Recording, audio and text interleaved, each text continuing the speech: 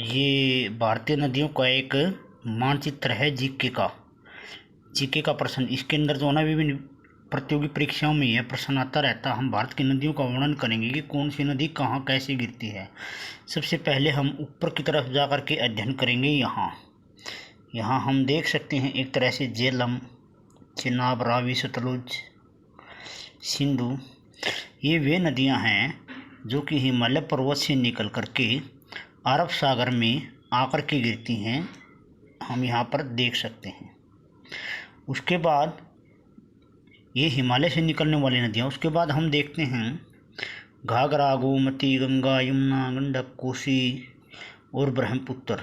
ये वे नदियाँ हैं जो हिमालय पर्वत से निकल करके बंगाल की खाड़ी में आकर के गिरती हैं।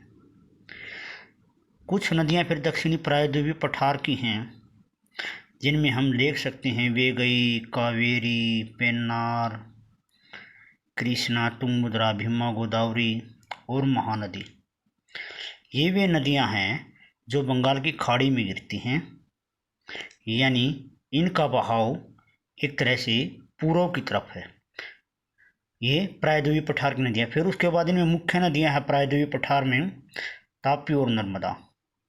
तापी और नर्मदा दो नदी ऐसी प्रायद्वीप की जो कि अरब सागर में गिरती हैं, यानी इनका बहाव एक तरह से किसकी तरफ है, पश्चिम की तरफ है, जो अरब सागर में आकर के गिरती हैं। पठार की कुछ नदियां जो हैं वो हैं जैसे सोन, कैन, बेतवा, चंबल। ये वे नदियां हैं जो कि एक तरह से दक्षिणी पठार से निकलती हैं और यमुना और गंगा में जा मिलती हैं, और इनका बहाव उत्तर की तरफ है और आकर के ये बंगाल की खाड़ी में गिरती हैं। दूसरा फिर दो नदियां हैं, एक तो साबरमती है यहाँ पर, एक लूनी नदी है राजस्थान में, साबरमती गुजरात में।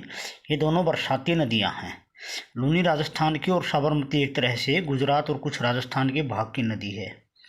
तो ये तो थी मुख्य नदियां जिनके बारे में हमने जानकारी प्राप्त की है। जीके का प्रश्न किसी न किसी प्रतियोगी परीक्षा में आता रहता है। ये भारत की विभिन्न नदियां थी।